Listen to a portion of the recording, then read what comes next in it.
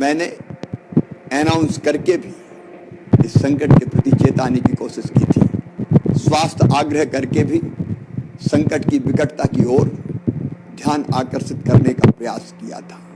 यह असाधारण संकट है और इस संकट से अगर लड़ना है तो तरीके भी असाधारण होंगे। कोरोना से लड़ाई सामान्य लड़ाई नहीं है, यह युद्ध है। और जैसे जब युद्ध होता है तो पूरा देश एक साथ उठ के खड़ा हो जाता है। आज केवल सरकार नहीं, सरकार के साथ समाज, हम, आप सबको मिलकर लड़ना पड़ेगा, तब इस संकट का मुकाबला कर पाएंगे। और इसलिए आज मैं आपसे प्रार्थना करने उपस्थित हुआ हूं। मेरे बहनों और भाइयों, इस संकट से निपटने के लिए आज पहली आवश्यकता है हम संक्रमण की चेन को तोड़ डालें। ये चेन ब्रेक करना आज अत्यंत आवश्यक हो गया है, क्योंकि अस्पताल भर रहे हैं, हम व्यवस्था बढ़ाने की कोशिश कर रहे हैं, लेकिन अगर संक्रमित मरीजों की संख्या इसी तरह बढ़ती रही तो हर व्यवस्थाएं छोटी पड़ती चली जाएगी। और इसलिए पहला हमारा संकल्प, हम संक्रमण की बढ़ती रफ्तार को रोकेंगे और इसका उपाय हम घर में रहेंगे, अनावश्यक रूप से घर के बाहर नहीं निकलेंगे। 30 अप्रैल तक गांव में ग्रामवासी तय करें, शहर में मोहल्लेवासी तय करें, कॉलोनी में रहने वाले लोग अपनी कॉलोनी के लिए तय करें, एक बिल्डिंग में रहने वाले, फ्लैट्स में रहने वाले लोग वो बिल्डिंग तय करें कि 30 अप्रैल तक हमारे गांव से, हमारे मोहल्ले से, हमारी कॉलोनी से, हमारी बिल्डिंग से अनावश्यक रूप से कोई भी बाहर नहीं जाएगा। अगर हमें किसी सामान की आवश्यकता है, हम अपने प्रतिनिधि तय कर लें, 5 लोग तय कर लें कि वो जाएंगे, सामान लेके आएंगे और उसकी आपूर्ति आवश्यकता के अनुसार हर परिवार को कर देंगे। अगर हम 30 अप्रैल तक घरों में रुक गए और खुद हमने जनता कर्फ्यू लगा लिया, ये सरकारी कर्फ्यू नहीं होगा, ये लॉकडाउन नहीं होगा, ये हम अपने आप को बचाने के लिए, संक्रमण की रफ्तार को रोकने के लिए हम स्वयं तय करेंगे कि मैं घर में रहूंगा। आपसे प्रार्थना करता हूं, गांव-गांव से आवाज निकले, शहर के हर मोहल्ले से आवाज निकले, हम बिना काम के घर के बाहर नहीं जाएंगे। और घर के बाहर जाना पड़ा बहुत आवश्यक काम से तो अपने चेहरे पर मास्क होगा, बिना मास्क लगाए कदापि नहीं जाएंगे। मेरे बहनों और भाइयों, मास्क कफन से छोटा है, यह आसानी से लगाया जा सकता है और इसलिए मास्क लगाएं, सुरक्षित दूरी बनाएं, संक्रमण से बचने का हर उपाय अपनाएं। और अगर आपको सर्दी, जुकाम, बुखार, सिरदर्द, दस्त, खांसी जरा सी भी हो रही है तो कृपया करके लापरवाही बिल्कुल मत कीजिए। तत्काल सैंपल दीजिए, टेस्ट करवाइए। सरकारी व्यवस्था में टेस्ट निःशुल्क हो रहे हैं, टेस्ट करवाने में बिल्कुल देर मत कीजिए।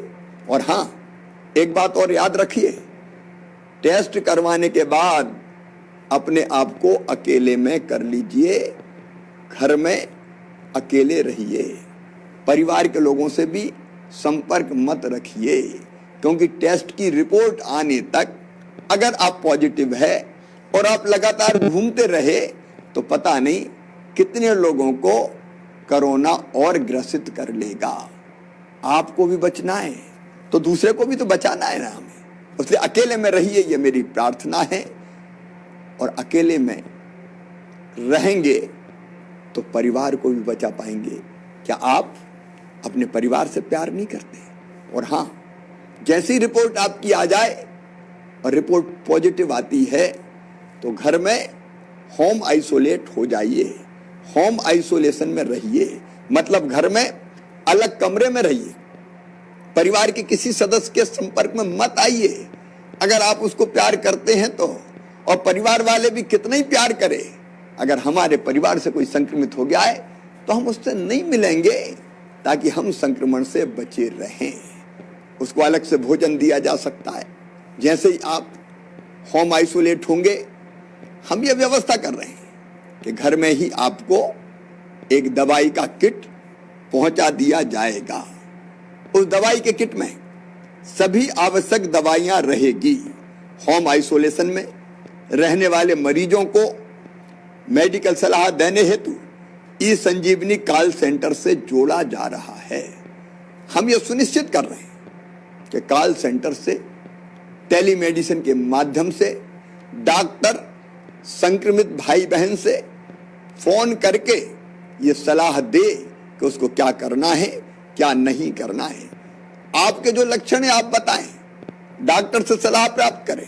और हाँ, होम आइसोलेशन में दवाओं का किट आपको निःशुल्क पहुंचाया जाएगा। निःशुल्क पहुंचाया जाएगा।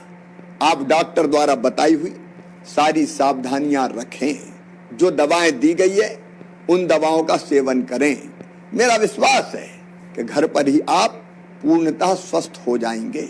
और हाँ, यदि घर में रहने के लिए अलग स्थान नहीं है तो अभी चिंता मत कीजिए। बाकी परिवार को बचाना है तो आप कोविड केयर सेंटर में आ जाइए। 110 कोविड केयर सेंटर पूरे प्रदेश में प्रारंभ कर दिए गए। हर जिले में कोविड केयर सेंटर है। जरूरत पड़ेगी तो हम और बनाएंगे ताकि आपको कोविड केयर सेंटर में रखा जाए। कोविड केयर सेंटर में डॉक्टर आपकी देखभाल करेंगे, स्वास्थ्य विभाग का अमला रहेगा, भोजन चाय नाश्ते की व्यवस्था की जाएगी और आप स्वस्थ हो जाएं, इसका पूरा प्रयास किया जाएगा। इसलिए घर में जगह नहीं है तो बिल्कुल संकोच मत कीजिए, कोविड केयर सेंटर में आइए। इसके बाद भी कोई समस्या पैदा होती है तो चिंता करने की जरूरत नहीं है, वहां से अस्पताल भेजने की व्यवस्था भी की जाएगी। लेकिन अगर इतना ध्यान आप रखेंगे तो अस्पताल जाने की नौबत नहीं आएगी। क्या आप इतना सहयोग नहीं करेंगे कि लक्षण आते ही आप टेस्ट करवा लें, इलाज कर लें, ताकि अस्पताल में भेजने की नौबत ही ना आए। अस्पताल में मेरे बहनों और भाइयों, बिस्तरों की संख्या हम लगातार बढ़ाने का प्रयास कर रहे हैं। सरकारी अस्पतालों में भी बिस्तर की संख्या लगातार बढ़ाई जा रही है।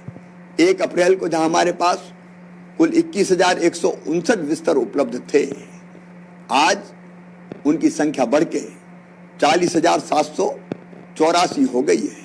30 अप्रैल तक इन बिस्तरों की संख्या बढ़ा के हम 50,000 तक पहुंचा देंगे। सरकारी अस्पतालों में बिस्तर की संख्या बढ़ रही है, प्राइवेट अस्पताल भी बिस्तरों की संख्या बढ़ा रहे हैं। हम प्राइवेट अस्पतालों को भी सरकारी भवन दे रहे हैं कि आप आइए, अपना अस्पताल प्रारंभ कीजिए। हर तरह की व्यवस्था में सरकार सहयोग दे रही है। और केवल प्राइवेट सेक्टर नहीं, अब तो स्वयंसेवी संस्थाएं भी अस्पताल बनाने आगे आ रही है। मैंने कहा कि संकट ऐसा है जिसमें सबको मिलकर लड़ना पड़ेगा। राधा स्वामी सत्संग व्यास इंदौर में अस्पताल तैयार कर रही है। हमारी लगातार कोशिश होगी हम बिस्तरों की कमी आपको ना आने दें, लेकिन संसाधनों की एक सीमा भी तो है।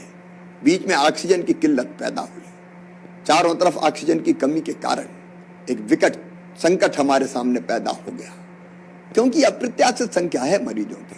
किसी ने कल्पना नहीं की थी कि ऑक्सीजन की इतनी आवश्यकता पड़ेगी।